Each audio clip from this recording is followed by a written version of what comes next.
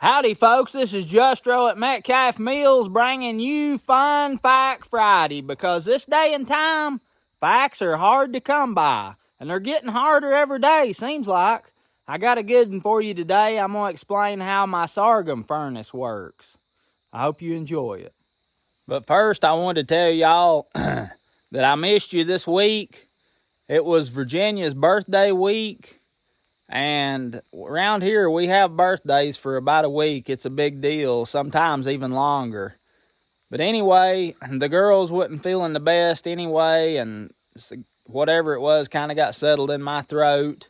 It's been a little hard to talk at times, but anyway, I could have put a video up just to let you sit here and look at me, I guess, and me not talk none. I don't know how that would have went, but I wanted to let you know what's been going on. I miss Story Time Tuesday, especially. These certain days that I do videos on, I really hate it when I miss one.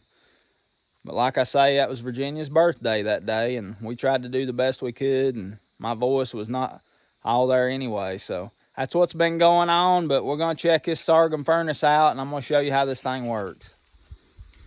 Right here's the Sorghum Furnace. And the way it works, it's a wood-fired furnace. Right here is where you put the wood in. Small pieces of wood, 2x4s and less. It's pretty much what I heat it with. It's got a pretty good sized firebox here. And the way this thing works, behind the firebox is filled it up with clay. And it goes, it slopes up from the firebox, and there's only like an inch or so of space between that clay dirt and the bottom of the pan all the way back to the flue.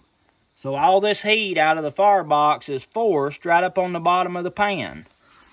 And what you get when that happens is, and down here at the bottom, right here, there's a gap that it gets airflow in, a draft. And if you want to cool it down, I just take these bricks and just stack them across there and block that off. But it takes air in at the bottom. It's got a grate in there. It heats up real hot. And I just seal this off around the pan right here usually with mud. I just mix me up some of this old mud over here in water. Take a trowel and put it on there to seal it off so no smoke don't come out right there. And the way this works, this firebox will heat this end of the pan hotter. So you'll start boiling here. And it kind of does this convection thing where it stirs itself, and the skimmings most of the time move back down there to the back of the pan. This boiling will push them back. There'll still be some skimmings on each side of the pan here, but they'll mostly get pushed back to the back of the pan. Now skimmings, if you've never cooked sorghum before, the skimmings that come off of it are the, I reckon the chlorophyll and the bitter enzymes out of the plant matter inside the juice. So you want to get all that out.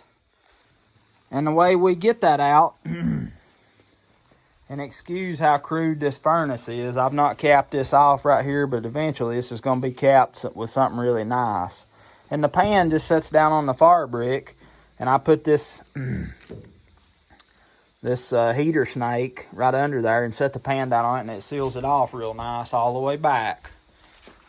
And the way this thing was set up, it was set up for a like an evaporator style pan with the baffles in it, but I changed it over and made it just a regular batch pan. It's got a big 10-inch steel pipe that comes out of the back of the furnace and goes up for a smokestack. And the way we skim this is, there's a lot of different ways that they used to do it, and I'll get into that on another video, but we use what I call paddles, and I'll be showing you that in another video. But I'm going to pull this pan off of here so you can see inside my furnace. Somebody ever wants to build one or something, they can, but I'm going to pull this pan off and show you inside this furnace. Now, I slid the pan over so we can get a good view in here. There's my firebox. Now, when I laid these fire brick, this is the outside brick, and I laid these fire brick, I left a thermal break inside there. So the fire brick are not right up against the outside brick. There's an air pocket in there. And yeah, I filled it up on the top side here. But there's an air pocket behind those fire brick down there. These step out. The top bricks step out to the inside to make more of a ledge for the pan to sit on. But there's a thermal break down in there, and a buddy of mine suggested I do that, and I'm glad I listened, because you can heat this furnace up in the outside where you have to stand and work. It don't get that hot. It gets a little warm, but not hot. The firebox in here, I just laid brick around the bottom, laid my grate on it. These brick inside are dry stacked. They're all just sitting there dry stacked.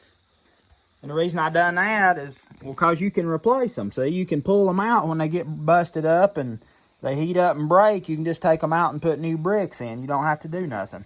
But you can see there where I filled that up with that clay, and you can see how close it is to the bottom of that pan back through there. See, that forces all this heat out of the firebox right up on the bottom of that pan. Heat that juice up and cook it. And you can see right back yonder, it's just open back under there. Goes back into the flue. Don't ask me why I done that. Big open spot back in there. That was part of the evaporator style furnace, how it worked. But we ain't needing that now, so we got this batch pan we use. This is the way my family's always done it, in just an open batch pan. But that's how it works. Got a piece of plate steel laying back here on top to cap it off. I may take that off and do something else over that. I don't know yet. I've been thinking about a few different options, but anyway, that's the inside.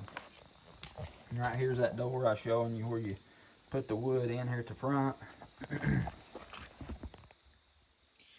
And I just made me a lintel here out of a big piece of steel that I had. Big piece of L-shaped thick steel here. That's what I made my lintel out of.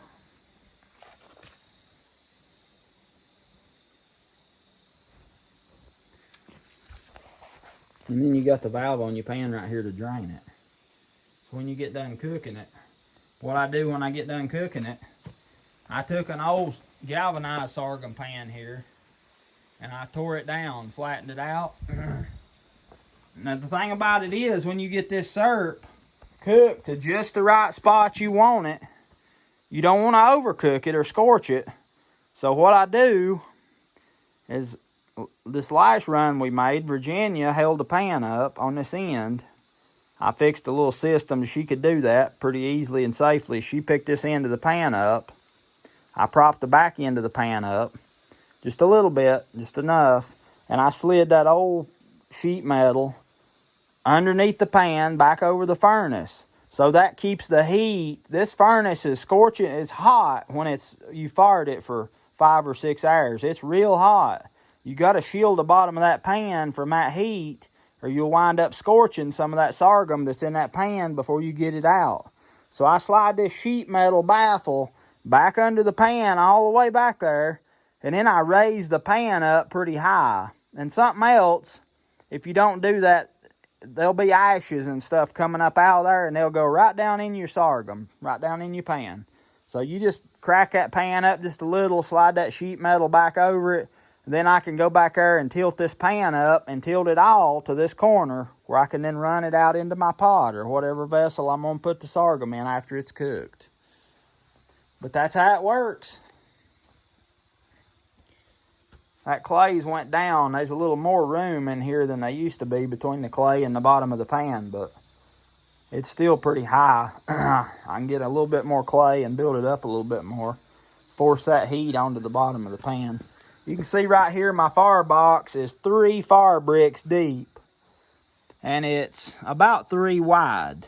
Little less than 3 fire bricks wide. I think they're 8 inches, so that's about a 24 by 24 firebox there. And this thing works great. I mean, it works great.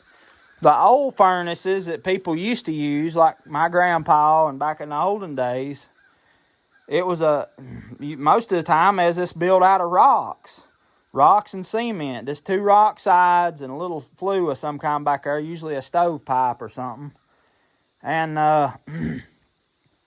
it was open under there. The whole thing was open back to the flue.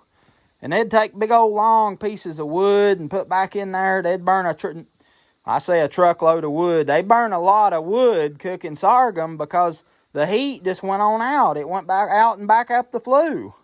The heat didn't stay in there on the pan. But with this firebox set up like this, you can cook around a sorghum with just very little wood. I mean, very little wood. I could probably carry the wood, and right here's the kind of stuff I use. Right there, see that? Just little old bitty pieces of scrap wood, 2x4 scraps. And I didn't have but a pile over to about right here when I started, and it was up higher than that. I could probably carry the wood in 5 or 6 big arm loads that it took to cook around a sorghum. So this firebox design, this is not my original idea. I've seen some of the other style furnaces. This is my way of doing it right here. This is my idea on how I done it. I've never seen anybody do it like this.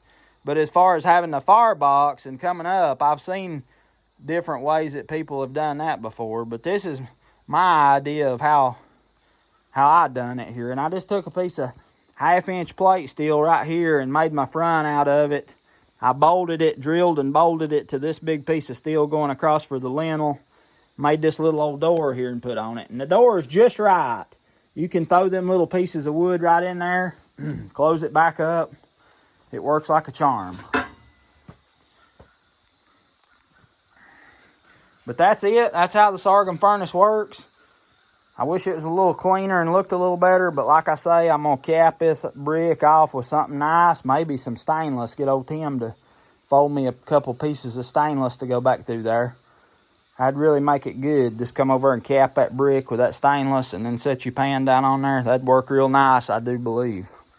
But that's how it works. I wanted to share it with you for Fun Fact Friday. And just get ready. Put your sorghum making shoes on, because there's going to be a sorghum making video coming out here real soon. And I look forward to sharing that process with you. And I wanted to do it last year, but it didn't happen. I was taking care of Daddy and just couldn't do it all. So I'm excited to share that with you this year. I can't wait. So keep your eyes open. It's coming. Folks, I hope you enjoyed today's Fun Fact Friday, learning about my Sorghum Furnace. You're really going to enjoy seeing it work, and we're going to have a good video on that. Try to spend just a little bit of time this weekend watching Metcalf Mills videos. Like this video if you will, subscribe if you ain't already, tell your friends about me, and send old Virginia a happy birthday comment there. That'll really make her day. This is Just at Metcalf Mills. I look forward to seeing you real soon.